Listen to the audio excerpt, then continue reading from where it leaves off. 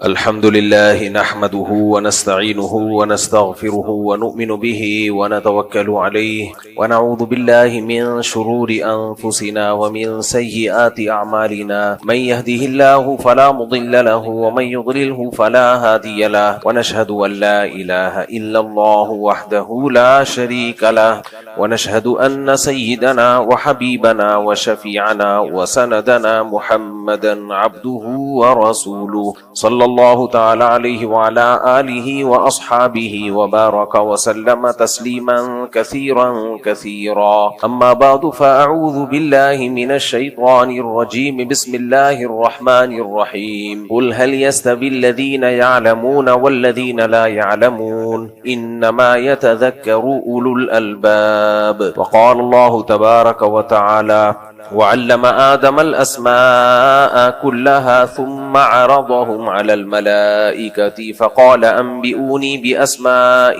هؤلاء إن كنتم صادقين۔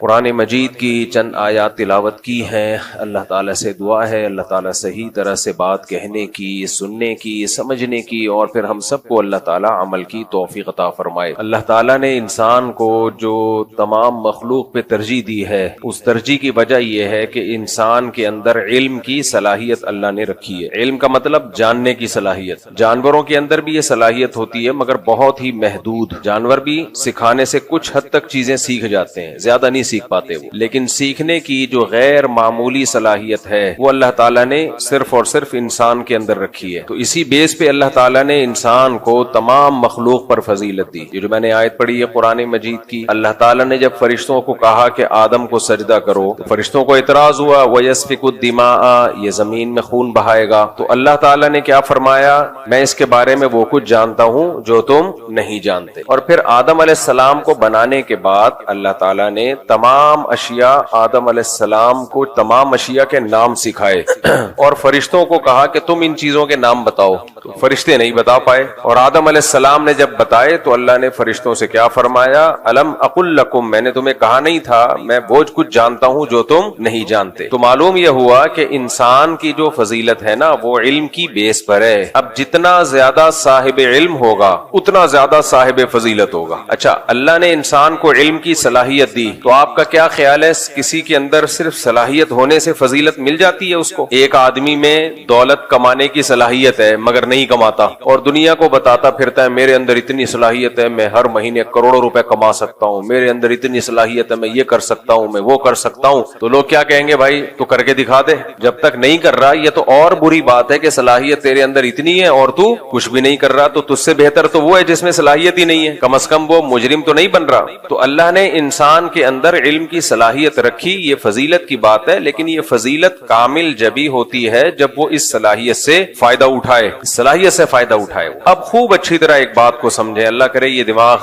ذہن نشین ہو جائے، یہ بات ذہن نشین ہو جائے۔ علم کی دو قسمیں ہیں۔ ایک قسم علم کی وہ ہوتی ہے جو مقصود نہیں ہوتی لیکن ذریعہ مقصود ہوتی ہے، جن کو ہم کہتے ہیں علم کے آلات۔ مثال کے طور پر ہم لکھنا سیکھتے ہیں، الف با تا ثا اے بی سی ڈی، پڑھنا سیکھتے ہیں۔ تو پڑھنا کیوں سیکھتے ہیں؟ کیونکہ علم کتابوں میں ہوتا ہے، بہت زیادہ علم۔ تو ہم جب پڑھنا سیکھیں گے تو ہمیں کتابیں پڑھنا آ جائیں گی اور کتابوں کے ذریعے ہمیں نالج ملے گی۔ اب مجھے بتاؤ، ایک آدمی الف با تا ثا سیکھ گیا، اے بی سی ڈی سیکھ گیا، پڑھنا سیکھ گیا لیکن پڑھتا نہیں ہے، اور وہ کہتا ہے مجھے انگلش بھی آتی ہے، مجھے اردو بھی آتی ہے، مجھے عربی بھی آتی ہے، مجھے اے بھی آتا ہے، مجھے بی بھی آتا ہے، مجھے الف بھی آتا ہے، مجھے با بھی آتا ہے۔ تو ہم کیا کہیں گے، بھائی تو نے علم کا جو ذریعہ تھا نا وہ ذریعہ تو حاصل کر لیا لیکن یہ ذریعہ ہے، یہ مقصود نہیں ہے۔ یہ بھی فضیلت کی بات ہے لیکن یہ فضیلت بھی اس کے لیے ہے جو اس سے فائدہ اٹھائے۔ جو فائدہ نہیں اٹھاتا تو اس کا مطلب پھر وہیں آ کے کھڑا ہو گیا کہ بھائی جو علم کی صلاحیت ہے مگر علم حاصل کر نہیں رہا۔ اور بہت ساری چیزیں ہم سیکھتے ہیں وہ مقصد نہیں ہوتی، وہ ذریعہ مقصود ہوتی ہیں۔ بچے کو آپ نے انٹرنیٹ کا استعمال سکھا دیا،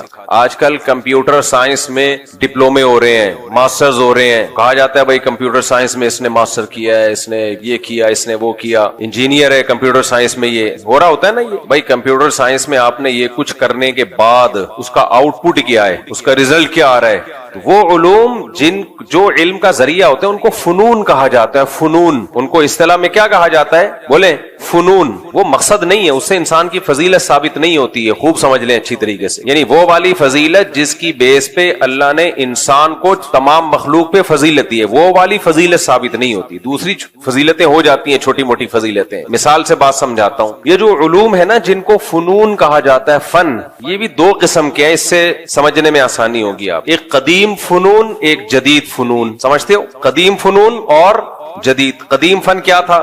مٹی سے پیالہ بنانا. آپ نے یہ کمار دیکھے ہوں گے نا, میں تو دیکھا ایک دفعہ, میں نے ان کا ولاگ بھی بنایا تھا, وہ پتہ نہیں ویڈیو ہی کہیں غائب ہو گئی, دوبارہ بناؤں گا. وہ کیچڑ میں لت پت ہوتے ہیں اور کیچڑ سے صرف ڈوریاں گھما گھما کے کیا کچھ نہیں بنا لیتے. وہ سرائیاں بناتے ہیں, مٹکے بناتے ہیں, گلدستے بناتے ہیں, ایسی ایسی چیزیں بناتے ہیں, آدمی حیران ہو جاتا ہے. پھر اس پہ ایسے ڈیزائن بھی بنا دیتے ہیں, اتنی ان کے ہاتھ میں صفائی ہوتی ہے کہ آدمی حیران ہوتا ہے. یہ بھی علم ہے, لیکن یہ علم فن والا علم ہے. فن ہے, ایک ہنر ہے آپ کے ہاتھ میں. یہ وہ علم نہیں ہے جس کی بیس پہ اللہ نے انسان کو بولو فضیلت. یہ فن ہے. قالین بنایا کرتے تھے پہلے لوگ, ہاتھ سے تصویر بنا لیا کرتے تھے, بہت کچھ. پہلے زمانے میں تو یہ جو انجینئرز ہوتے تھے ہاتھوں سے ہی ان کے کمالات ہوتے تھے, بڑی بڑی بلڈنگیں بنا لیا کرتے تھے. ان فنون نے ترقی کی تو کمپیوٹر سائنس کا دور آیا. ویب ڈیزائنر ہوتے ہیں, ویب سائٹ بنا لیتے ہیں, اور گرافک ڈیزائنر ہوتے ہیں, عجیب عجیب چیزیں بنا لیتے ہیں, سافٹ ویئر بنا لیتے ہیں, ایسے ایسے سافٹ ویئر بنا لیتے ہیں آپ کے, یعنی آدمی حیران ہوتا ہے یار. کیلکولیشن کے دیکھو کیسے کیسے نت نئے طریقے. کیلکولیٹر جس نے بنایا تھا وہ بھی تو ایک فن تھا نا. تو یہ والے جو فنون ہیں یہ جدید فنون ہے. اب چونکہ جدید ہیں, تھوڑا ٹیکنیکل قسم کے ہیں, تو ان لوگوں کی عزت تھوڑی زیادہ ہوتی ہے, ہونی چاہیے. یار یہ سائنسی, انہوں نے پڑھا ہے باقاعدہ. لیکن خوب اچھی طرح سمجھ لو یہ بھی کیا ہے؟ فنون ہی ہے. ان کی حیثیت بھی فن سے زیادہ کچھ بھی نہیں ہے. ہاں یہ الگ بات ہے, اس فن کی بیس پہ آپ بہت یعنی کچھ کر سکتے ہو, کمالات کا اظہار کر سکتے ہو آپ. تو پھر دیکھا جائے گا آپ اس فن کی بیس پہ کر کیا رہے ہو. خالی فن آنا کوئی کمال نہیں ہے. مولانا طارق جمیل صاحب کا ایک دفعہ ہم نے بچپن میں بیان سنا, وہ الفاظ مجھے یاد رہ گئے. انہوں نے کہا کہ بھائی جو ٹانگا چلا رہا ہے وہ بھی کوچوان, جو جہاز اڑا رہا ہے وہ بھی کوچوان. یہ چھوٹا کوچوان, وہ بڑا کوچوان. تو پائلٹ بیچارے کی تو ایسی کی تیسی کر دی انہوں نے. لیکن بات یہی ہے کہ بڑا کوچوان جس کو پائلٹ کہا جاتا ہے, اگر وہ ایسے کام کر رہا ہے جو ملک کے لیے, قوم کے لیے, دین کے لیے اس کے اثرات صدیوں تک پڑ سکتے ہیں, تو پھر وہ بڑا کوچوان پھر کوچوان نہیں ہے, پھر وہ بہت بڑا مجاہد ہے, پھر وہ قوم کا بہت بڑا ہیرو ہے. اور وہی کام اگر ایک ٹانگا چلانے والا کر دے تو وہ بھی بہت بڑا ہیرو ہے پھر قوم کا. لیکن وہ کر نہیں سکتا. جو کام جہاز پہ بیٹھ کے ہو سکتا ہے وہ گھوڑے پہ بیٹھ کے نہیں ہو سکتا. تو پائلٹ بن جانا, انجینئر بن جانا کمپیوٹر سائنس میں یا کسی بھی فیلڈ میں, یا ڈاکٹر بن جانا, یہ علم کی وہ قسم ہے جس کو اصطلاح میں کیا کہا جاتا ہے؟ فن. سمجھ رہے ہو کہ نہیں سمجھ رہے؟ آرٹ کہتے ہیں جس کو انگلش میں. آرٹ ایک فن ہے آپ کے پاس. انسان کو جو اس وقت بہت بڑا دھوکہ لگا ہے نا, وہ فنون کو وہ والے علوم سمجھنے لگا ہے جس کی بیس پہ انسانیت کو اللہ نے تمام لوگوں پر فضیلت دی ہے, تمام مخلوق پر. یہ غلط ہے. فنون وہ لوگ بھی سیکھ جاتے ہیں جو اللہ کے نافرمان ہیں, بلکہ آج کل تو فنون میں کمال انہوں نے پیدا کیا ہے, ترقی انہوں نے پیدا کی ہے. وہ علم جس کی بیس پہ اللہ نے انسان کو فضیلت دی ہے, اس علم کے لیے بھی ہمیں زبان سیکھنی پڑتی ہے. تبھی تو قرآن نے کہا نا, اقرأ باسم ربک الذی خلق خلق الانسان من علق اقرأ وربک الاکرم الذی علم بالقلم. تو قلم کی فضیلت اللہ نے بیان کی, کیونکہ قلم بھی علم کا ایک بہت بڑا ذریعہ ہے. جس کو لکھنا آئے اور پڑھنا آئے وہ علوم حاصل کر لیتا ہے کہ وہ شخص وہ علوم تک نہیں پہنچ سکتا جو لکھنا پڑھنا نہیں جانتا, سوائے پیغمبروں کے. ان کو اللہ براہ راست علم عطا فرماتا ہے. تبھی پیغمبر صلی اللہ علیہ وسلم کا یا انبیاء کا لکھنا پڑھنا نہ آنا یہ عیب نہیں ہے, کیونکہ یہ فن ہے نا. فن کا نہ آنا کوئی عیب تھوڑی ہوتا ہے. فن کا نہ آنا عیب اس وقت ہے جب اس فن کے نہ آنے سے علم حاصل نہ ہو.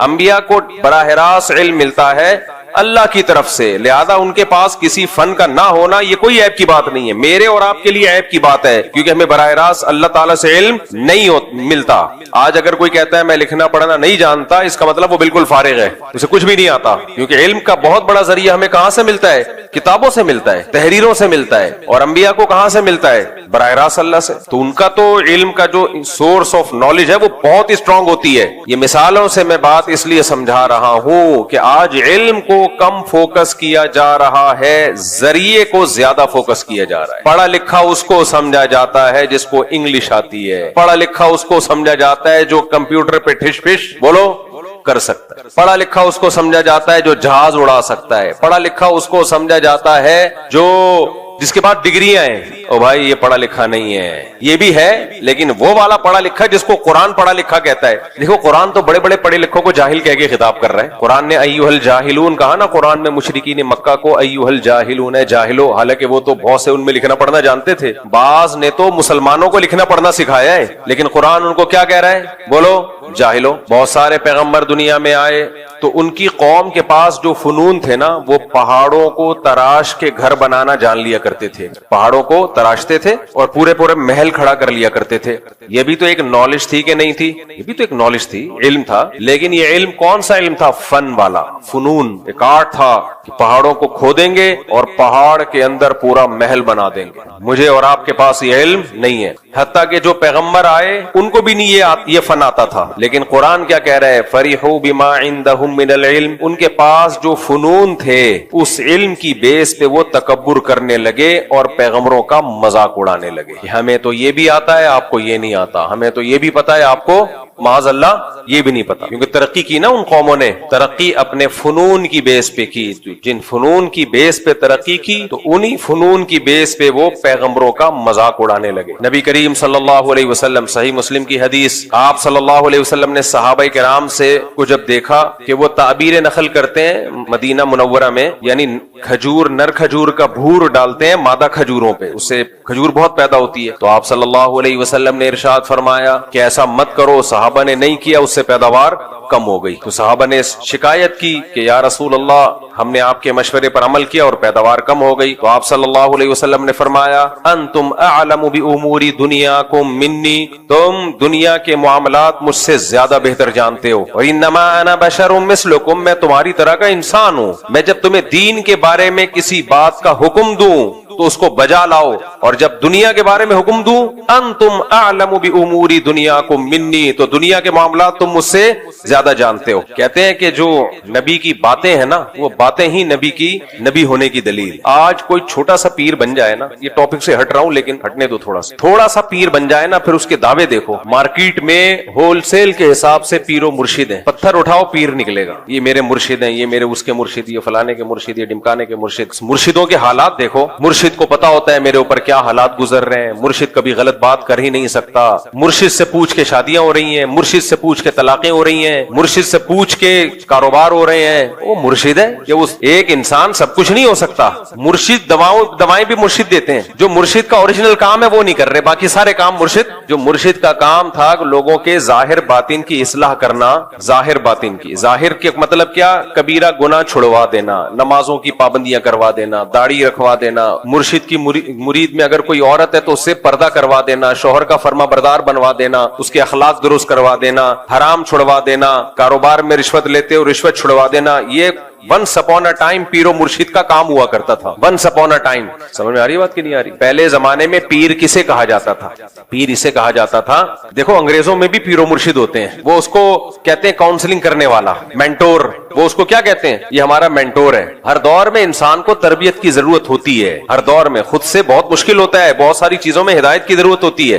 گورے بھی موٹیویشنل اسپیکرز کو سنتے ہیں نا، ان کو موٹیویشن ملتی ہے، ان کے یہاں بھی کچھ ہوتے ہیں، سلیکٹڈ لوگ ہوتے ہیں۔ شیکسپیئر کے کتنے ملفوظات مارکیٹ میں چل رہے ہوتے ہیں، انگریزوں کا بزرگ گزرا ہے شیکسپیئر، ہم بچپن میں سنتے تھے شیکسپیئر نے یہ فرمایا، شیکسپیئر نے یہ فرمایا، شیکسپیئر نے یہ فرمایا، تو چل میں تیرے پیچھے آیا، ہم پھر مذاق کرتے تھے، شیکسپیئر نے کہا فرمایا تو چل میں آیا۔ تو بچے تو پھر بچے ہوتے ہیں، ان کو شیکسپیئر سے کیا لینا دینا، ان کو تو مذاق چاہیے ہوتا ہے۔ خیر، تو پہلے زمانے میں یہ ہوتا تھا، اب بھی کہیں کہیں ہو رہا ہے کہ انسان کہتا ہے میں خود مختار نہیں ہوں، مجھ سے پہلے بھی دنیا میں بہت سارے نیک لوگ گزرے ہیں، ان کے پاس علم مجھ سے زیادہ ہے، ان کی عبادت مجھ سے زیادہ، ان کا تقویٰ مجھ سے زیادہ، ان کا ایکسپیرینس، ان کا تجربہ مجھ سے زیادہ، تو بجائے اس کے کہ میں نئے سرے سے تجربے کر کے زندگی گزاروں، کسی پہلے سے تجربے کار جو مخلص بھی ہو، اللہ والا بھی ہو، اس کی صحبت میں رہ کے اپنے آپ کو اس کے حوالے کر دوں، وہ جیسے کہے میں اس کے حساب سے زندگی گزاروں، پھر ایک وقت وقت آئے گا کہ میرے اندر بھی صلاحیت پیدا ہو جائے گی. تو پھر وہ کیا کرتے تھے کہ وہ ایسے پیر و مرشد کے ہاتھ میں بیعت ہوتے تھے کہ آپ اللہ والے بزرگ ہیں,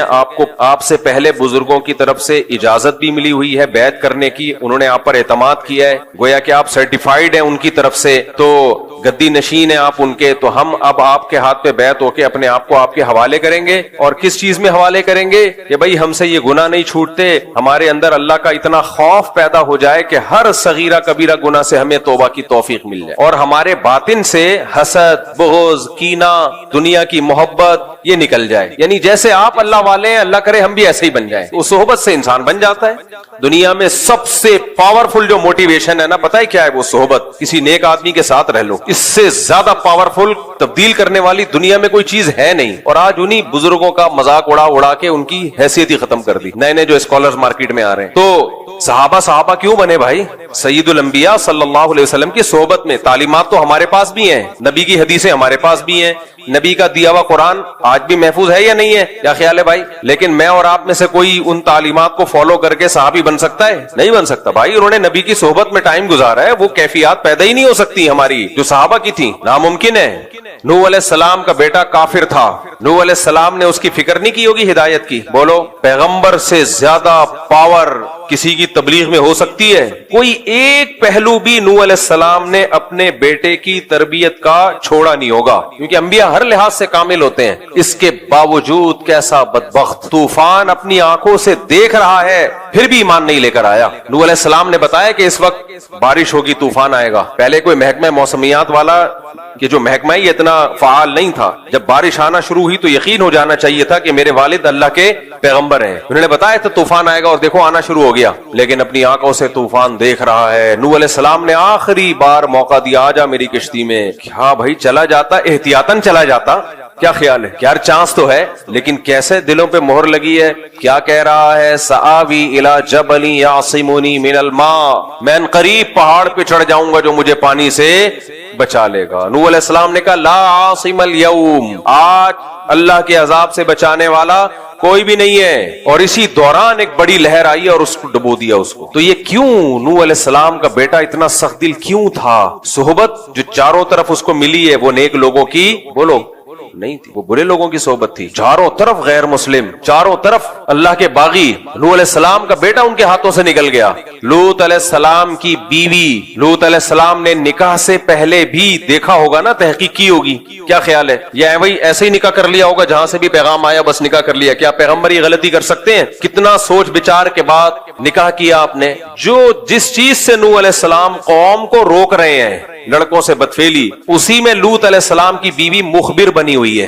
مخبر بنی ہوئی ہے. وجہ کیا تھی بھائی؟ چاروں طرف ماحول برائی کا. اس لیے میں بار بار کہتا ہوں, جو لوگ یورپ میں جا کے رہتے ہیں فیملیوں کے ساتھ, وہاں گیدرنگ تلاش کرو, مسلم کمیونٹی تلاش کرو, وہاں جا کے رہو. اڑوس پڑوس میں مدرسہ, مسجد, مسلمان نظر آئیں آپ کو, نیک لوگ نظر آئیں. ورنہ خدا کی قسم جو تباہ ہوتی ہے نا اولاد, کانوں کو ہاتھ لگائے آدمی. وہاں سستے کے چکر میں کچھ لوگوں نے کیا کیا, ابھی تو میرا امریکہ سے ابھی بھی آئے ہوں نا, تازہ تازہ, تو مجھے وہ یاد آ جاتا ہے, ان کا وہ کلپ بنایا تھا تازہ تازہ والا. خیر, وہاں کچھ لوگ کیا کرتے ہیں, سستے کے چکر میں, امریکہ میں لا یہ ہے کہ جو بھی گاؤں دیہات میں یا دور رہے گا نا تو اس کو بینیفٹس بہت ملتے ہیں. ان لوگوں نے ہر چیز میں پلاننگ کی ہوئی ہے. وہ چاہتے ہیں ہمارے ملک کی آبادی بڑھے اور بہت زیادہ بڑھے, لیکن اس کی پلاننگ کا انہوں نے طریقہ یہ اختیار کیا ہوا ہے کہ سبب میں جا کے رہو, دور دور رہو شہروں سے, ایک ہی جگہ گھسو مت. ہم ڈھاکہ گئے نا بنگلہ دیش میں, ماشاءاللہ بہت آبادی, لیکن اتنا چھوٹا شہر, اسی میں سب ہے. اب ایک فیملی کے 8-10 بچے پیدا ہوئے تو اوپر والے پورشن میں, اس کے مزید پیدا ہوئے تو اس سے اوپر والے پورشن میں, مزید ہوئے تو اور اوپر والے پورشن. ابے بھائی کیا آپ معراج پہ جا رہے ہو؟ کیا کر رہے ہو؟ آسمان پہ جا رہے ہو کہ ستارے توڑنے کا ارادہ ہے؟ آبادی کو پھیلاؤ نا. اس کا نقصان کیا ہوتا ہے؟ حالانکہ بنگلہ دیش میں اسپیس بہت ہے, بہت اسپیس ہے بنگلہ دیش کے پاس, بہت خوبصورت کنٹری ہے بھائی, پھیلاؤ آبادی کو. لیکن یہ کام عوام کا نہیں ہوتا, یہ پلاننگ کس کی ہوتی ہے؟ گورنمنٹ کی. گورنمنٹ جب صحیح ہوتی ہے تو پلاننگ کرتی ہے پبلک کے لیے, تو سب خوش ہوتے ہیں. ہمارے یہاں گلستان جوہر میں دیکھ لو, کھارا در میں دیکھ لو, یہی ہو رہا ہے. بلکہ مجھے تو ایسا لگتا ہے کھارا در میں نیچے کو جا رہے ہیں, دھستا جا رہا ہے کھارا در, تو گھسے چلے جائیں گے, گھسے چلے جائیں گے. پھر میرے اوپر اعتراض کرتے ہیں کہ آبادی پہلے ہی اتنی بڑی ہوئی ہے, لوگوں کے پاس رہنے کی جگہ نہیں ہے, اور یہ مولوی کہتے ہیں دے دنا دن بچے پیدا کرو. بھائی بچوں پیدا کرو, جگہ بہت ہے, آپ کا دماغ خراب ہے کہ ایک ہی جگہ پہ گھس رہے ہو. اب میں نے اللہ کا فضل سے, اب جب میرے اتنے سارے بچے ہیں تو ایک کمرے میں تھوڑی گھسڑے ہوئے ہیں سارے, میں نے ایک کمرے میں ان کو سب کو گھسیڑ دوں, یا ایک 2 کمروں کے گھر میں 4 بیگمات اور 18-19 بچے گھسیڑ دوں, تو یہ اپنے ساتھ بھی ظلم ہوگا, ان کے ساتھ بھی ظلم ہوگا. پھیلاؤ بھائی, دور دور کرو, سستی جگہ لو, دور لو سستی جگہ. تو اب وہاں گورنمنٹ کیا کرتی ہے, کیونکہ گورنمنٹ وہ لوگ بہرحال اپنی قوم کے ساتھ خیر خواہ ہیں, وہ لوگ دوسروں کے ساتھ جیسے مرضی ہوں. وہاں گورنمنٹ یہ کرتی ہے کہ بھئی وہ کہتی ہے کہ جاؤ دور دراز علاقوں میں جا کے رہو, تمہیں وہاں زیادہ سہولتیں ملیں گی, ٹیکس کم سے کم ہوگا. اب ٹیکسز ایک جگہ ہے جہاں اسپیس بہت بڑا صوبہ ہے, گورنمنٹ نے بول دیا, پالیسی بنا دی, جو امریکہ کی اسٹیٹ ٹیکسز میں رہے گا اس کا ٹیکس کیا ہوگا, ٹیکس فری ہوگا وہ, یا کم ہوگا. تو اب جیسے ہی کسی شہر میں آبادی بڑھتی ہے, لوگ سستے کے چکر میں کہاں چلے جاتے ہیں, ایسی اسٹیٹس میں جاتے ہیں جہاں کھلے ڈلے. ہمارے یہاں ایسی کوئی پالیسی نہیں ہے.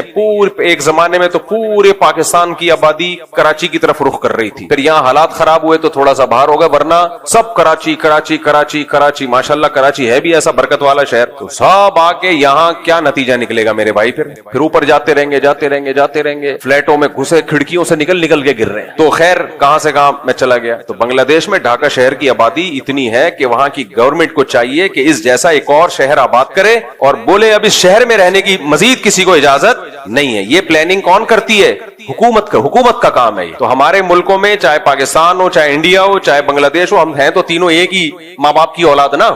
ابے انڈیا, پاکستان, بنگلہ دیش یہ ہیں اصل میں ایک ہی باپ کی اولاد. بعد میں اختلافات کی وجہ سے, جیسے 3 بھائیوں میں لڑائی ہوتی ہے تو شادی کے بعد الگ الگ ہو جاتے ہیں, تو ہم لوگ بھی کیا ہو گئے, انڈیا پاکستان بنگلہ دیش الگ الگ ہو, لیکن ہیں اصل میں کیا, بلڈ ایک ہی ہے. تو حرکتیں تینوں کی سیم ہے, حرکتیں ہم تینوں کی سیم ہے. ان حرکتوں میں یہ بھی کہ اسپیڈ فل ہے, مینجمنٹ زیرو ہے. اب گورنمنٹ کہتی ہے اسپیڈ روکو, نا اسپیڈ نہیں روکے گا. ہمارا سرمایہ اولاد ہے بھائی, ہمارے لیے سب سے بڑا گفٹ قرآن کی نظر میں کیا ہے, اولاد. کیوں روکے بھائی, ہم پاگل ہیں کیا, اپنی خوشیاں چھین لیں ہم. تم پلاننگ نہیں کرتے آبادی کو پھیلانے کی, تو ہم تمہاری نااہلی کی وجہ سے اپنی خوشیاں چھین لیں ہم بھائی, اپنے گھروں کی رونق کو ہم ختم کر دیں, یہ نہیں ہوگا. تو خیر, تو کہاں سے کہاں چلا گیا بھائی, یار بات کیا چل رہی تھی. دیکھو علم تو 2 طرح کا ہوتا ہے. میں امریکہ میں کیسے آیا, وہاں کے ماحول کی بات کر رہا تھا میں. تو اب وہاں بعض لوگ کیا کرتے ہیں کہ ان کو پتا ہے کہ یہاں مسلم کمیونٹی ہے چاروں طرف, یہ گجرانوالا کا ہے, یہ گجرات کا ہے, وہ کراچی کا ہے, وہ پشاور کا ہے, یہ سارے اپنے لوگ ہیں. تو وہ کیا کرتے ہیں کہ کچھ بینیفٹس ان کو ملتے ہیں دور دراز علاقوں میں جا کے رہنے, تو سستے کے چکر میں وہ ایسی جگہوں پہ دور دراز بھی جاؤ, لیکن اڑوس پڑوس میں کوئی مسجد مدرسہ تو ہو نا, یا جا کے بنا لو کم از کم. چاروں طرف جب غیر مسلم ہیں اور آپ سستے کے چکر میں وہاں چلے گئے, اور یہ سوچ کے کہ میں اپنی اولاد پہ کنٹرول رکھوں گا, تو نوح علیہ السلام کا اپنی اولاد پہ کنٹرول نہیں رہا میرے بھائی. ہم اور آپ کس کھیت کی مولی ہیں. تو میں تو وہاں ہو کے آیا ہوں, جو بچے بگڑتے ہیں وہ وہاں کا بگڑا ہوا چھوٹا بگڑا ہوا نہیں ہوتا. یہاں کا بگڑا ہوا کیا ہوگا, اتنا ہی ہوگا کہ ایک دن جیب سے سگریٹ نکلی تو ابا نے 2 چماٹے لگا دیا, آئندہ نہیں پینا, یہی بگڑا ہوا ہوگا نا. وہاں کا ایسا نہیں ہوتا بھائی, وہاں کا بگڑا ہوا وہ امریکہ کا بگڑا ہوا ہے. امریکہ سمجھتا ہے کہ اگر ہمارا بگڑا ہوا تھوڑا بگڑا ہوا تو ہماری توہین ہے, ہم سپر پاور ہیں, تو ہمارا بگڑا ہوا بھی سپر ہونا چاہیے. چھوٹی موٹی چیزیں وہاں انسلٹ ہے اس قوم کی. وہاں شوہر بگڑ جائے, چھوٹا ہوا بگڑا ہوا نہیں ہوتا, وہ شوہر وہاں کا بگڑا ہوا ایسا خاندانی بگڑا ہوا ہوتا ہے. وہاں عورت بگڑ جائے, اف تباہی ہے وہ. ابھی میں مثالیں کیا دوں کہ کیا بگڑتے ہیں وہاں پہ جو بگڑتے ہیں. آپ ایسا نہ ہو یہاں بھی وہ بگاڑ شروع ہو جائے, تو یہاں جو بگڑے ہوئے شوہر ہیں وہ سمجھیں گے کہ یار ہم تو بہت نیک ہیں, ہم تو اپنے آپ کو بگڑا ہوا سمجھ رہے تھے. تو بگڑا ہوا تو اس کو کہتے ہیں, وہ اور بگڑ جائیں گے. پھر وہاں کا بچہ جو بگڑا ہوا ہوتا ہے وہ بہت خطرناک بگڑا ہوا ہوتا ہے. تو اس کو وہ گورے بگڑا ہوا کہتے ہی نہیں ہے, اس کو وہ کہتے ہیں کہ ہیومن رائٹس ہیں, آزادی ہے, آپ کا رائٹ ہے جو مرضی کر لو ابا کے ساتھ. آپ کا کیا ہے رائٹ, یعنی جمشید کے رائٹس اور ابا کے رائٹس برابر ہیں. پڑوس میں کوئی جمشید صاحب رہتے ہیں تو جو ان کے رائٹس ہیں وہی آپ کے ڈیڈی پاپا کے رائٹس ہیں. پڑوس میں کوئی انٹی رہتی ہیں, ان کے جو رائٹس ہیں وہی آپ کی مدر کے رائٹس ہیں. اماں میں اور انٹی میں کوئی فرق نہیں ہے, ابا میں اور جمشید میں بولو کوئی فرق نہیں ہے, بھائی میں اور غفار میں کوئی فرق, بہن میں اور محمودہ میں کوئی فرق ہے ہی نہیں, سب برابر. انسانیت کہتے ہیں, مساوات پہ یہ سوسائٹی قائم ہے. ہمارے حضرت مساوات پہ واقعہ سنائے کرتے تھے. یہ جو لبرل لوگ ہیں نا, یہ کہتے ہیں سب برابر ہیں, سب اسلام یہ تھوڑی کہتا ہے سب برابر ہیں بھائی. اسلام کہتا ہے جمشید تمہارا کیا لگتا ہے, یہ تو تمہارے ابا ہیں بھائی, ان کے رائٹس زیادہ ہیں. اماں کے رائٹس بولو زیادہ ہیں, بیوی کے رائٹس زیادہ ہیں, گرل فرینڈ کے کوئی رائٹ وائٹ نہیں ہے. تو جو کہتے ہیں نا سب برابر, تو اس پہ ہمارے حضرت مفتی رشید احمد صاحب ایک لطیفہ سنایا کرتے تھے کہ گرو اور چیلا جا رہے تھے, تو گرو نے اپنے چیلے سے بولا کہ یار فلاں ملک ہے, فرض کر لو جون پور ہے, وہاں ہم نے سنا ہے کہ سب انسانوں سے برابر سلوک کیا جاتا ہے, تو وہاں چل کے رہتے ہیں, اس ملک سے تو بہتر ہے وہاں چل کے رہو, سب انسان کیا ہیں برابر. جیسے یہاں سے بھی بہت لوگ باہر یورپ میں امریکہ میں موو کرتے ہیں کہ وہاں حقوق بہت ہیں, وہاں کیا ہیں حقوق. ایک خاتون کا ونس اپون اے ٹائم جب میں کال سنا کرتا تھا, فون آیا کہ میں مفتی صاحب میں آپ سے مشورہ لے رہی ہوں, میں اسلام آباد چھوڑ کے جا رہی ہوں. لبرل انٹیوں کا اسٹائل بھی یہ ہوتا ہے نا, میں پاکستان چھوڑ کے جا رہی ہوں یہاں سے. میں نے کہا خیریت کیوں؟ یہ گھٹن والا ملک ہے, یہ کیا ہے یہاں کیا ہے گھٹن, میرے ڈیڈی مجھے ڈانٹتے ہیں, میری ماما مجھے ڈانٹتی ہیں, بات بات پہ روک ٹوک, یہ پہنو یہ نہیں پہنو, گھٹن کا ماحول. پہلے مجھ سے مسئلہ پوچھ رہی تھی کوئی, پھر میں نے کہا ایک تو مجھے لگا کہ یہ تو اسلام سے ہی فارغ ہو گئی ہے. خیر, تو یہ والی انٹیاں جب باہر جاتی ہیں نا, گھٹن کا ماحول, تو ان کی عمر جب تھوڑی سی ڈھلکتی ہے, سمجھ رہے ہو بات, پھر ان کو پتا چلتا ہے کہ وہاں جو روک ٹوک تھی نا ہمارے ماں باپ کی طرف سے, وہ روک ٹوک ہمارے فائدے کے لیے تھی, اور اب ہم وہ روک ٹوک اپنی اولادوں پہ بھی نہیں کر سکتے. کچھ بھی نہیں ہے, بچہ پیدا کر لیا آپ نے ایسے جیسے بلی پال لیا آپ نے, سمجھ رہے ہو, بلکہ بلی بھی تھوڑی دم ہلاتی رہتی ہے, گھر چھوڑ کے نہیں جاتی. تو بچہ اور روبوٹ میں کوئی فرق نہیں ہے, الا یہ کہ کوئی بچہ ایکسٹرا آرڈینری, کوئی اللہ کی طرف سے اس میں کوئی الگ سے سافٹ ویئر انسٹال ہوئے ہوئے. جو دیندار ہیں ان کی بات نہیں کر رہا میں, ایک تو فوراً کمنٹس نیچے بہت آنا شروع ہو جاتے ہیں, ہمارے یہاں تو ایسا نہیں ہے, ہم تو یہاں 20 سال سے رہ رہے ہیں امریکہ میں. بھائی آپ کے علاوہ کی بات کر رہا ہوں میں, آپ کی بات ہی نہیں کر رہا میں. جنہوں نے کنٹرول کیا ہوا ہے, دینی ماحول دیا ہوا ہے, وہ الگ ہے. تو خیر, تو اب کیا ہے, تو وہ کیا ہے کہ سستے کے چکر میں رہتے ہیں, ایسی جگہوں پہ جا کے 4 مہینے تبلیغ میں لگے ہوئے, سال ابا کے تبلیغ میں لگے ہوئے, بچہ مرتد ہو گیا ہے, ملحد ہو گیا, خدا کا منکر ہے, خدا کا انکار کر رہا ہے وہ, کیونکہ چاروں طرف سن کیا رہا ہے, وہ اسلام کے اگینسٹ باتیں سن رہا ہے چاروں طرف. اور پھر اٹریکشن اتنی ہے, شراب کباب, اسلام تو ان سب چیزوں سے روکتا ہے, تو وہ اپنے ابا کو اما کو بے وقوف سمجھنا شروع کر دیتا ہے کہ یہ بے وقوف. بھائی تھوڑے دنوں میں تمہیں پتا چلے گا کہ بے وقوف کون تھا, کون بے وقوف تھا. خیر, تو وہاں جب رہتے ہیں تو اس صحبت کے اثرات کیا ہوتے ہیں, بچے گئے. میں یورپ جب گیا نا, تو مجھے یاد ہے ایک والدین میرے پاس آئے, انہوں نے کہا کہ ہماری بیٹی مرتد ہو گئی تھی بالکل, اور وہ ماں باپ دیندار تھے, الگ سے مجھ سے ملنے کے لیے آئے, اور کوئی دعوت اس پہ اثر نہیں کر رہی تھی, بالکل اسلام چھوڑ دیا تھا اس نے. خون کے آنسو روتے ہیں جن کے دل میں ذرا سی بھی غیرت ہو. پھر انہوں نے میرا شکریہ ادا کیا کہ آپ کے بیانات مسلسل سنتے سنتے سنتے سنتے الحمدللہ دوبارہ مسلم ہو گئی ہے. میرا کیا کمال ہے, تو اسلام کا کمال ہے, اسلام میں اٹریکشن ہے. لیکن انہوں نے کہا کہ آپ کے سنے اس لیے کہ تھوڑا لائٹ موڈ میں آپ نے باتیں کی ہیں, ورنہ وہ بعض دفعہ ہمارے بعض مولانا, سارے تو نہیں بھائی, بڑے اچھے ہم سے تو زیادہ ہی اچھے لوگ ہیں, وہ ایسی سخت اسٹائل میں بات کرتے ہیں کہ وہ بندہ قریب آنے کے بجائے دور ہو جاتا ہے. میں بتا رہا تھا نا, ایک مولوی صاحب بیان کر رہے تھے, میں جمعے کا دن گیا ان کا بیان سننے, تو حضرت علی نے فرمایا. مجھے بھی خیال ہوا حضرت علی نے آرام سے فرمایا تھا, تو آپ بھی کس سے فرما دیں, اتنی زور سے حضرت علی فرما سکتے ہیں؟ حضرت علی نے جتنا شائستہ لہجے میں, حضرت علی کے تو اخلاق مشہور ہیں بھائی, تو آپ بھی اتنے ہی آرام سے فرما دیتے. کبھی کبھار زور خطابت میں چیخنا چلانا بھی اچھا لگتا ہے کبھی کبھار, لیکن ٹاپک بھی ہونا وہ. تو ہمیشہ یہ جو دلائل کی بات آسان انداز سے ہی, مدلل انداز سے ہی ہونی چاہیے. خیر, تو نوح علیہ الصلوۃ والسلام, لوط علیہ السلام کی بیوی صحبت کی وجہ سے, ماحول کی وجہ سے خراب ہوئی. جب مجھے کہتے ہیں نا لوگ, مفتی صاحب میں لندن آیا تھا اپنی باپردہ بیوی کو لے کے, اس نے مجھے کہا کہ مجھے جاب کی اجازت دو. میں نے کہا چلو ٹھیک ہے, انسان تنگ نظر نہیں ہونا چاہیے, براڈ مائنڈیڈ ہونا چاہیے. تو میں نے اجازت دے دی, اب وہ میرے ہاتھوں سے نکل گئی, وہاں کسی گورے پہ عاشق ہو گئی ہے. سب عورتیں ایسی نہیں ہوتی بھائی, بہت ساری نیک خواتین جاب کر رہی ہیں, لیکن بہت سی ہو بھی جاتی ہیں. تو میں اس کو مثال دیتا ہوں لوط علیہ السلام, کہ بھائی پیغمبر اپنی بیوی کو نہیں بچا سکے یار, اور تو اس ماحول میں اجازت دے رہا ہے جا کے. یہ سارا مسئلہ کھڑا ہوتا ہے جب قناعت ختم ہو جائے, زیادہ کی ہوس. پہلے فیصلہ کرو کہ اگر سب کچھ پیسہ ہی ہے تو کمبختوں پھر شادی کرتے کیوں ہو, ہے بھائی؟ اگر سب کچھ پیسہ ہی ہے, دیکھو کچھ لوگ تو اس لیے شادی کرتے ہیں کہ وہ پیسہ ہے, ان کا تو ہدف ہی کیا ہے, دولت. ان کی بیگم اگر کھسک بھی جائے تو ان کی صحت پہ کوئی فرق نہیں پڑتا. یہ بلاگر دیکھ لو نا, جب اپنی خوبصورت بیویوں کو لا کے دنیا کے سامنے رکھتے ہیں, تو یہ کیوں رکھتے ہیں, اپنی بیویاں کیوں دکھاتے ہیں خوبصورت بیویاں ادھورے کپڑوں میں؟ پیسہ ہے, تو ان کا مقصد ہی شادی سے کیا ہے. آپ لوگ چپ کیوں بیٹھے ہو بھائی؟ پیسہ مقصد ہے نا, تو جب ہدف پیسہ ہے تو بھی ٹھیک ہے, غیرت ایک طرف رکھو. لیکن اگر ہدف پیسہ نہیں ہے بلکہ پیسے سے کچھ اور مقصد ہے, دیکھو ہم جو پیسہ کماتے ہیں کیوں کماتے ہیں؟ سواری اچھی ہو جائے, کیا خیال ہے؟ گھر اچھا ہو جائے, یہی ہے نا. خوراک اچھی ہو جائے, کیا خیال ہے؟ بیمار ہو تو علاج اچھا ہو جائے. اب آپ کے پاس پیسہ آ گیا, نہ خوراک اچھی رکھ رہے ہو, نہ گھر اچھا بنا رہے ہو, نہ سواری اچھی رکھ رہے ہو. کیوں یہ سب کام کر رہے ہو؟ تاکہ پیسہ خرچ نہ ہو جائے. تو پرلے درجے کے بے وقوف کہلاؤ گے کہ نہیں کہلاؤ گے؟ اگلا بولے گا بھائی نوٹوں کو کھائے گا کیا. تو ہر چیز کا ایک مقصد ہوتا ہے. اسی طرح پیسے کا ایک مقصد یہ بھی ہوتا ہے کہ بیوی اچھی مل جائے, یہ بھی ایک مقصد ہوتا ہے. لیکن اس بیوی کا مقصد کیا ہوتا ہے؟ اس کا مقصد ہوتا ہے گھر سنبھالنا. مثال کے طور پر پیسے کا مقصد بہت سارے ادھر میری طرف توجہ, یہ گارڈ تبدیل ہوتے رہتے ہیں, ادھر توجہ, آپ یہاں مجھے سننے کے لیے آئے ہو. دیکھو پیسے کا کہ بہت سارے مقاصد میں ایک مقصد اچھا کھانا بھی ہے. کیا خیال ہے؟ اب آپ نے کیا کیا؟ اچھا کھانا خرید لیا, مرغے بکرے پائے وائے بڑا زبردست. اب کھا نہیں رہے آپ اس کو, کہہ رہے ہیں میں نے پیسے سے اچھا کھانا خریدا تو ہے, لیکن جہاں اچھے ریٹ لگیں گے اس کھانے کو بیچ دوں گا میں. تو لوگ کہیں گے اس کا مطلب تو نے یہ جو اچھا کھانا خریدا تھا یہ بھی پیسہ کمانے کے لیے خریدا تھا. تو چل ٹھیک ہے, ڈبل پیسہ آ گیا, اب کیا کرے گا اس پیسے سے؟ اب بتا تیرے اس مقصد کیا ہے جو مزید پیسہ آ گیا نا تیرے پاس, کیا کرے گا؟ آپ کہیں گے میں اچھا کھاؤں گا. ایک مقاصد, بہت سارے مقصد میں سے ایک مقصد کیا ہے؟ اب اور اچھا کھاؤں گا میں. بھائی پہلے میں نے نہاری خریدی تھی, لیکن جب مجھے اچھے ریٹ مل رہے تھے میں نے کسی کو پہنا دی وہ, اب میں اس سے اور اچھا کچھ خرید لوں گا. تو اب آپ نے اور اچھا خرید لیا. اب جب اور اچھا خریدا تو ایک اور کسٹمر آیا, وہ ڈبل پیسے دے رہا ہے, اس کو پہنا دیا. لوگ کہیں گے اب اس پیسے سے تیرا مقصد کیا؟ کہنے تاکہ اور اچھا کھاؤں میں. تو کم بخت کھائے گا کب؟ نہیں آئی میرا خیال ہے, یہ تو پہنائے جا رہا ہے, تو کھائے گا کب؟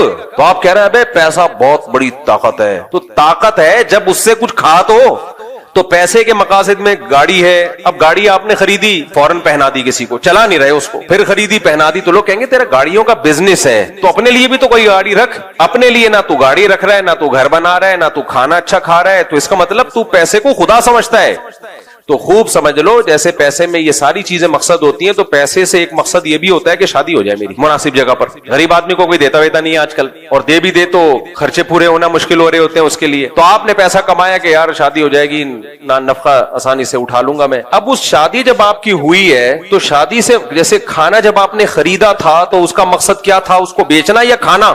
کھا نہیں رہے تو کس کام کا ہے وہ کھانا بھائی؟ تو ایسے جب آپ کی شادی ہوئی تو وہ کس کام کے لیے تھی؟ گھر بسانے کے لیے یا وہ بھی کمانے کے لیے؟ اگر اس کو بھی گھر سے باہر ہی بھیجنا تھا تو اس تکلف کی ضرورت کیا تھی یار تمہیں؟ مجھے لگتا ہے یا تو آپ پاگل ہو گئے یا میں پاگل ہو گیا ہوں, کیونکہ میں پوری دنیا میں جاتا ہوں تو میری سوچ کے خلاف ہی لوگ نظر آ رہے ہوتے ہیں. بیگم بھی جاب کر رہی ہے, شوہر بھی جاب کر رہا ہے, رات کو دونوں کی ملاقات کے سلسلے میں حاضر ہو جاتے ہیں. کوئی مجبوری ہو تو ایک الگ بات ہے بھائی, بھوکا مر رہا ہو تو ایک الگ بات ہے, لیکن تو پیسے والے لوگ یہ کام کر رہے ہوتے ہیں. ابے تو تم نے کیوں کیے؟ تو کمانے کے لیے کیا ہے, تو وہی ہو گیا, کھانا خریدا اور کھانے کے بجائے بیچ دیا اس کو. اس کا مطلب تم نے خریدا تھا کھانے کے لیے نہیں بلکہ کمانے کے لیے خریدا ہے. تو یہ کمبختوں کو یہی نہیں پتا چل رہا کہ یہ ہوتی کیوں ہے شادی, کس سلسلے میں ہوتی ہے یہ. بھائی یہ اس سلسلے میں ہوتی ہے گھر سنبھالے, بچے پیدا کرے, وہ نسل بڑھائے آپ کی, وہی کام نہیں ہو رہا. باقی سارے کام عورت سے لیے جا رہے ہیں. تبھی شادی میں پہلے دیکھا جا رہا ہے کہ ڈاکٹر ہو اور انجینئر ہو اور فلانا ہو اور ڈمکانی ہو. پھر جب وہ جوتے لگاتی ہے نا شادی ہونے کے بعد, کہتے ہیں میں نے تو بڑی پڑھی لکھی خاتون سے شادی کی. پڑھی لکھی ہونا بالکل ایک ڈفرینٹ چیز ہے, گھر سنبھالنا بالکل ایک ڈفرینٹ چیز ہے. اس کا پڑھائی سے کیا تعلق ہے؟ بایولوجی میں وہ اس نے یہ پڑھا کہ گھر کیسے سنبھالا جاتا ہے, بایولوجی کی کتابوں میں ہے بھائی. اب میڈیکل سائنس کی کتابوں میں شوہر کے حقوق نام کی کوئی چیز اس نے پڑھی ہے ڈاکٹر نے؟ مجھے وہی لگتا ہے یا تو آپ پاگل ہو گئے یا دونوں میں سے کوئی ایک پاگل ہے. مجھے ایک بات بتاؤ, وہ ڈاکٹر ہے, کرو ڈاکٹروں سے شادی کرو, منع نہیں کر رہا, ایجوکیٹڈ ہے, ہو سکتا ہے کچھ کبھی بیمار ہو گئے تو آپ کے بھی کوئی ٹیکا ویکا لگا دے. تو سوال پیدا, دوبارہ سوال دوہرا دوں, سوال یہ پیدا ہوتا ہے کہ میڈیکل سائنس میں اخلاق سکھائے جاتے ہیں, شوہر کے حقوق. گھر آپ نے جب نکاح کیا تو گھر چلانے کے لیے, گھر چلانے کی دوبارہ سے اس مقصد کو, تب مقصد نظر سے اجھل ہونا شروع ہو جاتا ہے لوگوں کو. مقصد کیا ہوتا ہے؟ دماغ سے اجھل. لوگ بھول ہی گئے ہیں کہ یہ کس سلسلے میں یہ کام شروع ہوا تھا. ونس اپون اے ٹائم اتنا پروپیگنڈا ہو گیا ہے نا. آپ نے جب نکاح کیا تھا تو پہلے سوچ لیا کرو میں یہ کام کیوں کر رہا ہوں. اس لیے کر رہا ہوں کہ گھر چلے. تو گھر چلنے کے لیے گھر بھی ایک چھوٹی سی ریاست ہوتی ہے, کیا خیال ہے, جس میں شوہر سربراہ ہوتا ہے, باقی سب لوگ کیا ہوتے ہیں؟ ماتحت ہوتے ہیں. اور ان ماتحتوں میں ابھی نسل تو بعد میں آئے گی, سب سے پہلے ماتحت کون ہوتا ہے؟ بیگم ہوتی ہے. تو اس کو پتا ہونا چاہیے کہ سربراہ کے کیا حقوق ہیں, کیا خیال ہے, اور آپ کو پتا ہونا چاہیے کہ اس کے کیا حقوق ہیں, پتا ہونا چاہیے کہ نہیں ہونا چاہیے. اچھا, اور پھر گھر میں اچھا ماحول بنے تو شکر گزاری کا جذبہ وغیرہ وغیرہ. یہ تو پوری لمبی چوڑی ڈیٹیل ہے, یہ میرا ٹاپک نہیں ہے, تو بیچ میں گریبی آ گئی. میں امریکہ میں گریبی کہہ رہا تھا, وہ امریکن جو وہیں پیدا ہوئے نا پاکستان میں, کہتے گریبی کیا ہوتی ہے. میں نے کہا کراچی چھوڑ دیا گئے کام سے. جس کو گریبی کا نہیں پتا اس کو کیا فائدہ یار زندگی, یہ نقصان ہوا ہے کراچی چھوڑنے کا. گریبی بھول گئے, پتلی گلی بھول گئے. بھائی قرضہ ہم جب لیتے ہیں تو جب بندہ لینے کے لیے آئے تو ہم کہاں سے نکلتے ہیں؟ پتلی گلی سے نکلتے ہیں. بھول گئے سب پتلی گلی کیا ہوتی ہے. وہاں ہے ہی پتلی گلی ہے ہی نہیں، لہذا قرضہ لے کے بھاگنے کا چانس ہے ہی نہیں. خیر ہمارے یہاں جب تبلیغ والے گشت کے لیے جاتے ہیں نا تو بھی کہاں سے نکلتا ہے وہ بندہ؟ پتلی گلی سے.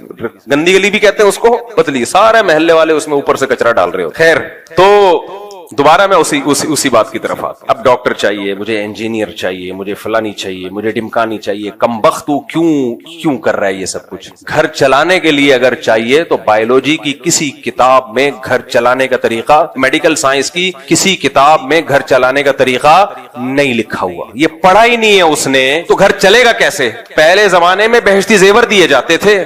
مولانا شرف علی تھانوی رحمہ اللہ نے بچیوں کے لیے کتاب لکھی تھی، اس میں گھرداری، تبھی طلاقیں کم ہوتی تھیں. بہشتی زیور جب نہیں تھی تو اس سے پہلے فارسی میں جو رائج تھی اس میں کتابیں تھیں، ہر بچی کو دی جاتی تھی یہ بہشتی زیور پڑھو تاکہ گھر چلانا آئے تمہیں. انگریز جب آیا تو بہشتی زیور جیسی کتابیں تو ختم ہو گئیں، تو ان کے پاس تو کوئی ایسی کتاب ہی نہیں تھی، لہذا انگریزوں کے گھر تو تباہ ہو گئے. میرے سامنے نا بڑے لوگ فنٹر بنتے ہیں، کہتے ہیں نہیں وہ تو بڑے وفادار ہوتے ہیں ان کے گھر تباہ نہیں ہوتے. بھائی گھر بناتے کم وقت بڑھاپے میں ہیں تو تباہ ہونے کے لیے کچھ ٹائم تو چاہیے نا.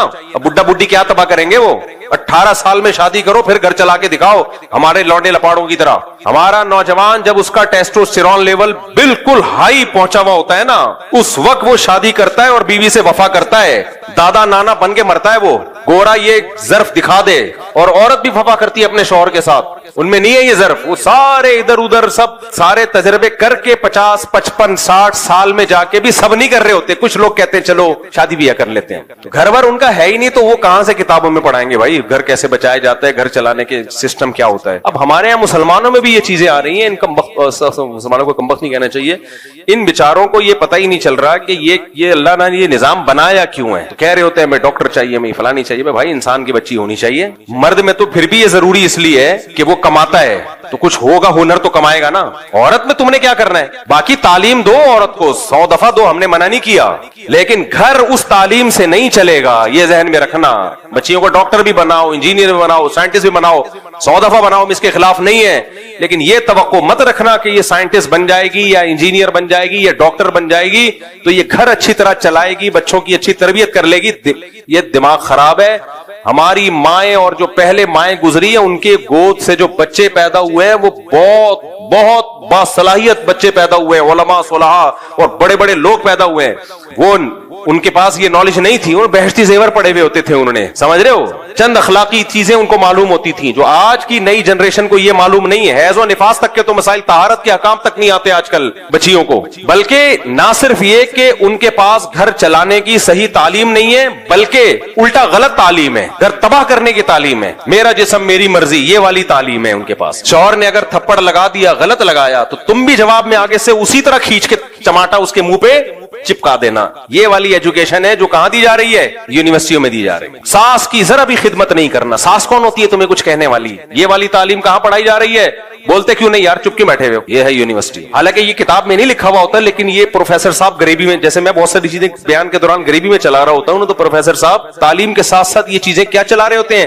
غریبی میں. کیونکہ اس کی اپنی بیوی بیچارے کی وہ یہی کچھ کر رہی ہوتی ہے اس کی اماں کے ساتھ، اور اس پہ خوش بھی ہوتا ہے وہ. خیر تو اس کو نہ صرف یہ کہ صحیح تعلیم نہیں دی جا رہی بلکہ باقاعدہ غلط تعلیم دی جا رہی. تو پھر جو تباہی گھروں میں پھیلے گی وہ تو ہوگی نا. ابھی آئے ہوئے تھے 1.5 مہینہ پہلے ایک صاحب، کسی کو نہیں پتا چلے گا کس کی بات کر رہا ہوں، بہت کروڑ پتی آدمی ہے، بڑی ملیں ہیں ان کی، ان کو بھی شوق تھا ایجوکیٹڈ. میں نے کہا پہلے اخلاق دیکھو. نہیں ایجوکیٹڈ جب کر لی اس کے بعد جو ان کا سر گنجا کیا ہے نا، تو بجائے بال لگوانے کے وہ میرے پاس آ گئے. بال ڈائریکٹ اس لیے لگوانے نہیں گئے کہ ان کو پتا تھا کہ بال لگوا کے دوبارہ میں نے شادی کی تو دوبارہ یہ کیا ہو جائیں گے؟ گر جائیں گے. انہوں نے کہا پہلے اس کا کوئی پائیدار حل ہو جائے کہ دوبارہ نہ گرے. کہنے لگے وہاں تو علیحدگی ہو گئی ہے، تو اب کوئی ایسا رشتہ بتا دیں جو بالکل مجھے تعلیم نہیں چاہیے، شریف شرفا قسم کی گھرداری، گھر چلانے والی لڑکی ہو. میں نے کہا بھائی میں تو رشتے کراتا نہیں ہوں، لیکن دیر آئے درست آئے. ہاں ایک چیز میں نے ایڈ کر لی، میں نے کہا یہ شرط نہ لگائیں یہ تعلیم یافتہ نہ ہو. یہ بھی غلط شرط ہے. تعلیم یافتہ ہو یا نہ ہو اس سے یہ دوسرے درجے کی چیز ہے. پہلے کیا ہو؟ گھر چلانا جانتی ہو. پھر بے شک تعلیم یافتہ بھی ہو، اچھی بات ہے. پھر نور علی نور. گھر تو آئے پہلے، گھر ور نہیں آ رہا آج کل مارکیٹ میں میرے بھائی. کیونکہ وہی بات ہے، اس کو اس یونیورسٹیوں میں جو صحبت مل رہی ہے نا، انوائرمنٹ جو ہے، ماحول، وہ ماحول کیا کہہ رہا ہے؟ آزادی والا. میں نے بتایا تھا نا ایک واقعہ، ونس اپون اے ٹائم، پرانی بات ہے، اتنی پرانی کہ میں زیادہ پرانی اس لیے لے کے جا رہا ہوں کہ میرے گھر والوں کو پتہ نہ چل جائے کہ زوجہ کی بات ہو رہی ہے نا. یہ بھی میرے ساتھ بڑا مسئلہ ہے. میں بیان کو اچھا ہوں بتایا نہیں آپ اس کو وہاں بھی لے کر گئے تھے؟ کوئی اب منہ سے نکل گیا, اب اس کو سیٹ کرنا پڑے گا مجھے. بہرحال میری ایک دفعہ نئی شادی ہوئی تھی, اب بہت دفعہ ہوئی ہے نہیں تو ایک دفعہ کی بات. میں اپنے گھر والوں کو لے گیا کسی ورک شاپ میں جس میں ٹائم مینجمنٹ اور ویژن وغیرہ وغیرہ, بڑی اچھی ورک شاپ تھی, اور وہ جو ٹرینر تھے وہ بہت زبردست. میرے گھر والوں نے مجھے بتایا کہ جو خواتین پیچھے بیٹھی ہوئی تھی نا, وہ سب مجھے باغی بناتی رہی ہیں کہ تم نے مفتی صاحب سے شادی کی ہے. کہا جی. تمہارا دماغ صحیح ہے؟ پہلے سے ان کی اتنی 2 بیویاں, اب 2-3 تھی, نہیں بتاؤں گا میں, وہ سمجھ جائیں گے نا کس کی بات. تو تمہارا دماغ صحیح ہے؟ اچھا تو تم گھر سے نکلتے ہوئے اپنے شوہر سے پوچھتی ہو؟ نے کہا ہاں ہم تو پوچھتے ہیں بھائی. ہم تو نہیں پوچھتے, یہ باتیں چل رہی ہیں پیچھے, ہم تو نہیں پوچھتے, جب گھر سے باہر جاتے ہیں ہم تو اپنے ہسبینڈ سے نہیں پوچھتے, اور اگر ہمیں روک بھی دے ہم بھی نکل آتے ہیں. آگے ساس تک تو پہنچے نہیں, وہ تو میری والدہ تو اللہ مغفرت فرمائے بہت پہلے انتقال ہو گیا تھا ان کا. ساس سے بغاوت.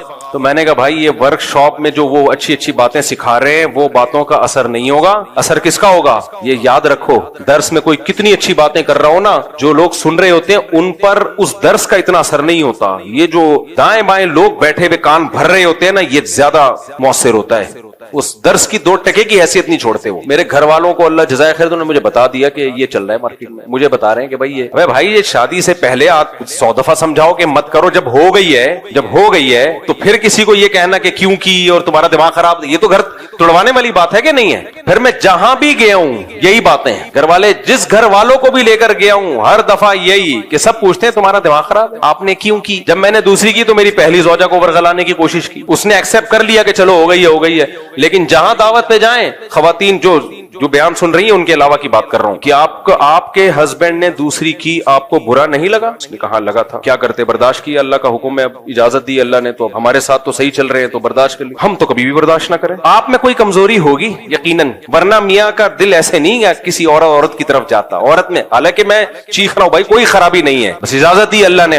اتنا میں جب کہیں سے دعوت پہ آتا میرے گھر میں جھگڑا ہوتا. کیوں؟ باہر کا ماحول کیا بنا رہا ہے, باغی. سمجھ میں نہیں آ رہی بات. آپ حقوق کی لائن لگا دو, محبتیں بچھا دو, آپ یہ ثابت کر دو کہ بھائی کسی سے محبت میں کوئی کمی نہیں ہوئی ہے. لیکن باہر کا جو انوائرمنٹ ہے وہ دوسری شادی والا نہیں ہے, وہ دوسری شادی کو برا سمجھنے والا ہے. وہ ماحول کیا کرے گا, خراب.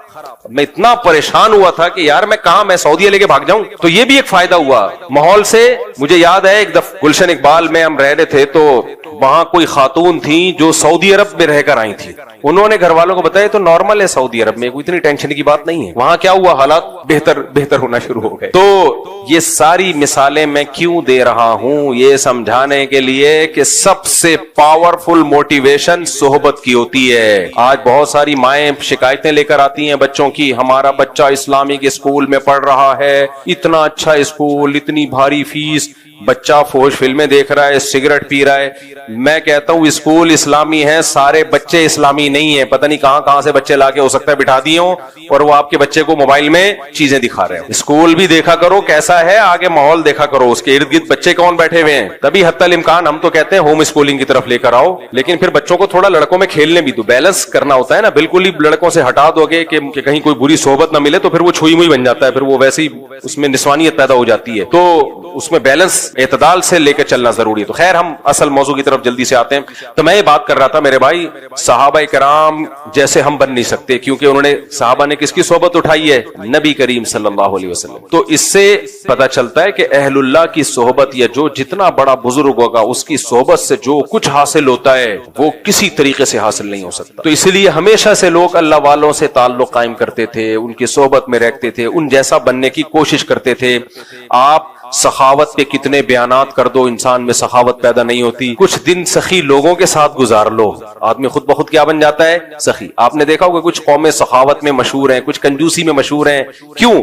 جو سخیوں میں پیدا ہوتے ہیں وہ دیکھتے ہیں باپ دادا کو خرچ کرتے ہوئے, وہ بھی سخی بن جاتے ہیں. اور کچھ ایسے ہوتے ہیں ہمیشہ ابا کو چونی اٹھنی کا حساب کرتے ہوئے دیکھا ہوتا ہے, انہوں نے ہمیشہ ابا کو دیکھا ہوتا ہے پیسوں پہ لڑتے ہوئے, تو وہ بچہ بھی کیا پیدا ہوتا ہے, پھر وہی لطیفہ آ رہا ہے, بہت دفعہ سنا چکا ہوں, لیکن اتنا مزہ آتا ہے, آدمی کہتے ہیں پارسل کرو یار. وہ ایک کنجوس آدمی تھا نا, اس کے بچے کہتے تھے ابو گھی چاہیے, دیسی گھی چاہیے, وہ لا کے نہیں دیتا تھا, پیسے ہوتے تھے پھر بھی نہیں لا کے دیتا تھا. تو ایک دن گھی کا ڈبہ لے آیا تو بچوں سے کہتا ہے کہ دیکھو باہر بھی چکنائی لگی ہوتی ہے نا, تو اندر ڈبہ نہیں کھولنا, پہلے باہر سے روٹی لگا کے کھاؤ, تاکہ باہر کا سارا گھی کیا ہو جائے, ختم. وہ ڈبے ہر کوکنگ آئل پہ بھی آپ نے دیکھا چکناہٹ ہوتی ہے. اور وہ بچے روزانہ, اس کے بھی بچے تھے کنجوس کے بچے, روزانہ روٹی ڈبے پہ رگڑ رگڑ کے کھا رہے ہیں. اس کو سفر پہ جانا تھا تو اس نے گھی الماری میں بند کر کے رکھ دیا کہ ایسا نہ ڈبہ کھول کے پورا ہی چٹ کر جائیں. لاک لگا دیا الماری. سفر کے بعد آیا اور کہنے لگا کہ بچوں گھی تو نہیں کھولا تم نے؟ انہوں نے کہا نہیں ابو, ہم الماری سے روٹی لگا لگا کے کھاتے تھے. اس نے رکھ کے ایک تھپڑ لگایا. بغیر تو کچھ دن گھی کے بغیر صبر نہیں کر سکتے تھے. اب بتاؤ جو اس ماحول میں پیدا ہوگا وہ بچے سخی بنیں گے, وہ اپنے بچوں کے ساتھ بھی یہی کریں گے. تو یہ گھی کا ڈبہ کئی صدیوں تک وراثت میں جائے گا, یہ کئی نسلوں تک. تو صحبت, ہاں میں یہ بتا رہا تھا کہ پہلے زمانے میں اس کی بڑی حیثیت تھی کہ کوئی پیر و مرشد ہونا چاہیے, اس سے ہم اپنی اصلاح کروائیں. لیکن جیسے کچھ شعبے چلتے ہیں تو ٹھیک ہوتے ہیں, بعد میں ان میں خرابیاں پیدا ہو جاتی ہیں. تو اب خرابی یہ پیدا ہو گئی کہ پیر و مرشد کو انسان سے اوپر کی کچھ چیز سمجھا جانے لگا. پیر کا دائرہ کار دیکھو, ڈاکٹر کا دائرہ کار کیا ہوتا ہے؟ جو بیماری ہے اس کو ٹھیک کرے. ڈاکٹر سے آپ یہ مشورہ لیتے ہو کہ میں نے کہاں شادی کرنی ہے, کہاں نہیں کرنی ہے, کون سا بزنس کرنا ہے, کون سا نہیں کرنا. ڈاکٹر کہے گا ٹیکا لگا, نکل یہاں سے, نہ میرا ٹائم ضائع کر نہ اپنا ضائع کر. تو پیر و مرشد کا کام ہوتا ہے آپ کے اندر جو گناہ ہے وہ آپ سے چھڑوا دے, بس. اس سے آگے پیر کا دائرہ کار بولو نہیں ہے. حتیٰ کہ شرعی مسائل بتانا بھی اس کا کام نہیں ہے, وہ مفتیوں کا کام ہے. لیکن آج کل جو مارکیٹ میں پیر آ رہے ہیں, میجورٹی, سب نہیں, بہت سے اچھے بھی ہیں الحمدللہ, میجورٹی کیا ہے, وہ پیر کم اور اس کو معاذ اللہ پیغمبر سے بھی اونچا درجہ دے دیا. میں جانتا ہوں ایسے لوگوں کو, شادی کر لی پیر کی مرضی کے بغیر, پیر صاحب ناراض ہو کے بیٹھ گئے, ابا اما کی نہیں مان رہے, پیر کو باپ بنایا ہوا ہے. شریعت میں ماں باپ کا درجہ پیر و مرشد سے بولو زیادہ ہے, ٹیچر سے بھی زیادہ ہے. یہ ذہن میں رکھو. آج کل بعض لوگ تعلیم دیتے ہیں استاذ کا درجہ ماں باپ سے زیادہ. نا قرآن کے مطابق استاذ کا درجہ والدین سے کم ہے, بہت کم ہے. بہت بڑا درجہ ہے استاذ کا, لیکن ماں باپ سے کے برابر نہیں ہے. ماں باپ کو سب سے سپیریئر رکھا ہے اللہ نے. قرآن کے الفاظ دیکھو, عیسیٰ علیہ السلام پیدا ہوئے ماں کی گود میں, جب بول رہے ہیں تو برم بوالدتی, توحید کا اعلان کر کے کہہ رہے ہیں اللہ نے مجھے حکم دیا کہ اپنی ماں کے ساتھ اچھا سلوک کروں. میں ابھی ماں کی گود میں ہے, وہ پیغمبروں کو حکم ہے ماؤں کے ساتھ اچھا سلوک کریں. تو اور ابراہیم علیہ السلام کو دیکھو, اپنے والد سے کیسے نرم لہجے سے بات کر رہے تھے. تو اس لیے سب سے بڑا مقام, استاد سے بھی بڑا مقام کس کا ہے؟ تو پیر و مرشد کا ماں باپ جیسا مقام نہیں. اب بعض لوگ پیر و مرشد سے بیعت ہوئے, وہ پیر صاحب ان کے گھروں میں ایسا گھسے ہیں, ماں باپ کہہ رہے ہمارا بچہ ہمارے ہاتھوں سے نکل گیا, بھائی ہم نے تو بھیجا تھا گناہ چھوڑوا دیں گے, تو سارا دن پیر صاحب کی خدمت میں لگا رہتا ہے, ہمیں ہمارا تو رائے نہیں ہے. مولانا شلوی تھانوی رحمۃ اللہ علیہ بڑے حکیم تھے, حکیم الامہ تھے. حکیم سے مراد حکمت والے. انہوں نے ان پیروں پہ رد کرتے ہوئے لکھا ہے کہ لو تھی کسی اور کی اور ہو کسی اور کی گئی ہے اولاد, جنا کسی نے اور ہو کسی اور کی گئی. نا نا نا, جنہوں نے جنا ہے انہی کی رہے گی. ہمارے شیخ حضرت مفتی رشید احمد صاحب سے کسی نے پوچھا کہ حضرت پیر صاحب اگر کسی ایک بات کا حکم دے رہے ہوں اور والدین اس کی دوسری بات کا حکم دے رہے ہوں, تو والدین کی مانے یا پیر صاحب کی مانے؟ حضرت نے فرمایا وہ پیر ہی نہیں ہے جو ماں باپ کی مرضی کے خلاف آپ کو حکم دے, کیونکہ اس کا کام ہے شریعت پہ چلانا. تو شریعت تو کس کو؟ ماں باپ کی اطاعت کا حکم دیتی ہے. وہ کہے گا تم نے پوچھ کیسے لیا مجھ سے, تو وہ سب کچھ ہی بن جاتا ہے. حضرت جی نے فرما دیا. تو حضرت جی جو پیر و مرشد ہے ان کا کام اب اصلاح رہا ہی نہیں. اپنی نہیں ہوتی اصلاح, اس کی کیا کریں گے؟ دل میں دنیا کی محبت, شہرت کی لالچ. علماء کہتے ہیں بزرگ بننے کے لیے نا ظاہری اعمال کے ساتھ جو باطنی اعمال ہے نا, باطن میں 3 چیزوں کا ہونا ضروری ہے. 3 چیزیں. ظاہری تو مطلب نماز با جماعت کا پابند ہو, شریعت کے مطابق اس کا حلیہ ہو, کبیرہ گناہوں سے بچتا ہو, تو ظاہری اعمال. باطن, ظاہری تو نظر آ جاتے ہیں نا, باطن میں 3 چیزیں, حب جاہ, حب با اور حب مال. مال کا لالچی نہ ہو, ہوس نہ ہو, جاہ کا لالچی نہ ہو, شہرت کا بھوکا نہ ہو. اور تیسرا باہ کا مطلب کیا ہے؟ یہ لفظ سنا ہوگا نا, قوت باہ. حکیم جو بیچ رہے ہوتے ہیں نسخے, باہ بڑی بھی نہ ہو حد سے. کیا مطلب؟ حلال اور حرام کا فرق جانتا ہو. کتنے جاہل پیر ایسے ہیں, لوگوں نے اپنی بیٹیاں ان سے بیعت کروائیں اعتماد کر کے کہ یہ باپ والا سلوک کریں گے, اور انہی کے ساتھ غلط نظروں سے دیکھنا شروع کر دیا, انہی کو غلط نظروں سے دیکھنا شروع کر دیا. تو یہ کیا اس کا مطلب؟ اس کو اپنی خواہش پہ کنٹرول نہیں ہے. بچیوں کو پڑھا رہے ہیں اور پڑھا کے ان سے ریلیشن قائم ہو گیا. یہ اسکینڈل بنتے رہتے ہیں, یونیورسٹی بھی بنتے ہیں اور بعض مذہبی لوگوں کے بھی بنتے ہیں. تو پہلے زمانے میں دیکھا جاتا تھا, جو بزرگ تھے نا وہ خلافت دینے سے پہلے دیکھتے تھے کہ نمبر 1 ظاہری تو کبیرہ گناہ تو نہیں ہے. آج بعض لوگوں کو خلافت ملی ہوئی ہے, سودی بینک میں مینیجر ہے, کمائی حرام رہا ہے, اس کو آپ نے خلافت دے دی ہے. بھائی کبیرہ گناہ کا مرتکب ہے, آپ اس کو خلافت دے رہے ہو. نماز پڑھ نہیں رہا, ایک پیر صاحب نے خلافت دی اپنے مرید کو کہ یہ میرے جانشین ہے, وہ فجر نہیں پڑھتا. پڑھتا تھا. ہم نے کہا حضرت یہ تو فجر کی نماز ہی نہیں پڑھتا. چلو ایک آدھ دن ہوتا ہے, 2 دن ہوتا ہے, 15 دن شارٹ. انہوں نے کہا انشاءاللہ اللہ توفیق دے گا, پڑھ لے گا. ابے تو جب توفیق دے گا تو پھر خلافت دے دینا نا. جو نماز نہیں پڑھ رہا وہ دوسروں کو کیا نمازی بنائے گا؟ یا تو کوئی شرعی عذر ہے تو وہ پیش کرے بھائی, کوئی شرعی عذر ہے تو یہ تو ظاہری اعمال ہے. اور باطن میں شہرت کا بھوکا نہ ہو, دنیا کو مسافر خانہ سمجھتا ہو, دل میں یہ ہو اس کے. دنیا جس کے پاس دولت ہے تو یہ مطلب نہیں کہ دنیا کو مسافر خانہ نہیں سمجھتا. سلیمان علیہ السلام کے پاس تو بے پناہ لگژری لائف تھی, مگر پھر بھی دنیا کو کیا سمجھتے تھے؟ مسافر خانہ. میرے شیخ و مرشد حضرت مفتی رشید احمد صاحب کے پاس بہت لگژری لائف تھی. آپ کی ایسی خوبصورت گاڑی کویت کے شہزادے سے خریدی تھی آپ نے. کوئی ان کی زندگی دیکھ کے کہتا کہ یہ تو معاذ اللہ عیاش ہیں, لیکن ہم ان کی صحبت میں رہے, پتا ہے کہ ان کے دل میں دنیا کی محبت نہیں تھی. وہ دنیا کو مسافر خانہ. مسافروں میں بھی تو کوئی بزنس کلاس میں سفر کرتا ہے, کوئی اکانومی میں سفر کرتا ہے. کہتے بھائی جب اللہ نے پیسہ دیا تو بزنس کلاس میں سفر کرو, اچھی گاڑی رکھو. محبت نہیں تھی دل میں. محبت کا پتہ کیسے چلتا ہے؟ آپ کہو گے پتہ کیسے چلے گا؟ پتہ ایسے چلے گا چھن جانے پہ غم کتنا ہوتا ہے. ہمارے حضرت کے لاکھوں روپے ڈوب گئے ایک بزنس میں, کہتے ہیں میرے دل پہ ایک بال نہیں آیا. اور جب الائنس والوں کا ایک بزنس ہوا تھا تو بہت سے لوگ ہارٹ اٹیک سے مر گئے تھے. حضرت نے ان کا نام رکھ دیا تھا شہدائے الائنس, یعنی ان کا پیسہ ڈوبا اور شہید ہو گئے. اس سے کبھی بھی اندازہ نہ لگایا کرو کہ کوئی بزنس کلاس میں سفر کر رہا ہے یا بڑی گاڑیوں میں گھوم رہا ہے تو یہ دنیا کی محبت اس کے دل میں ہے. نا ایسے تو آپ دھوکہ کھا جاؤ گے بھائی. آپ تو سلیمان علیہ السلام کی شاہی زندگی دیکھو گے تو آپ سمجھو گے یہ پیغمبر بھی معاذ اللہ دنیا پرست ہے. نا دنیا پرستی کا پتہ دل کی کیفیت ہے. اس سے پتہ چلتا ہے کہ اگر یہ چھن جائے تو اس کو غم کتنا ہوتا ہے. اللہ والوں کو وہ غم بہرحال نہیں ہوتا جو دنیا پرستوں کو. تو کہتے ہیں مسافر خانہ ہے, مل جائے ٹھیک ہے, نہیں تو کیا ہے. جیسے بس میں سفر کر رہے ہوتے ہو, سیٹ مل جائے کھڑکی والی خوش ہو جاتے ہو, نہیں تو پائدان پہ لٹک کے بھی سفر ہو جاتا. اب آپ نے کہا وہ کھڑکی والی سیٹ پہ بیٹھا ہوا اتنا, اس کا مطلب یہ دنیا پرست ہے, اس کو یہ مسافر خانہ نہیں سمجھتا. نہیں بھائی, اس کو یہ سیٹ نہ ملتی پائدان پہ لٹک کے سفر کر کے بھی اسی طرح گنگناتا ہوا جاتا ہے. تو ہم نے دیکھا ہے اللہ والوں کو پیسہ چھن بھی جائے, کہتے چلو یار آنے جانے والی تھی. دنیا دار آدمی تو مر رہا ہوتا ہے, اور اللہ والوں کے پاس جتنا پیسہ ہوتا ہے ان کے صدقات و خیرات آپ کے ہوش اڑا دے, اور جتنا ان کے پاس ہو سکتا ہے اتنا نہیں ہوتا, وہ اس سے بھی زیادہ سکتا ہے. تو پہلے زمانے میں یہ بزرگ کی ڈیفینیشن ہوتی تھی. اب بھی ہے, اللہ والے لوگ ہیں, ختم کبھی بھی نہیں ہوں گے. دنیا میں قیامت آ جائے گی اگر سارے اللہ والے ختم ہو جائیں, لیکن اس میں دھوکہ زیادہ ہو گیا. تو خیر میں جلدی سے بات کو سمیٹ کے ختم کروں تو نبی کریم صلی اللہ علیہ وسلم نے صحابی کو فرمایا انتم اعلم بامور دنیاکم منی, تم جو کھجوروں کو, نر کھجوروں کو مادہ کھجوروں کے ساتھ جو ان کا بھور ملاتے ہو, تو اگر تم نے میرے مشورے پہ نہیں ملایا تو میں نقصان ہو گیا تو کوئی ایسی بات نہیں ہے, دنیا کا معاملہ ہے, تم مجھ سے زیادہ جانتے ہو. تو ہمارے نبی نے تو بتا دیا کہ دنیا کے معاملات میں بھائی تمہارا تجربہ ہے تو ٹھیک ہے, اس میں کوئی حرج نہیں ہے. مجھے اللہ نے میسنجر بنا کے بھیجا ہے اللہ کا پیغام بندوں تک پہنچانے کے لیے.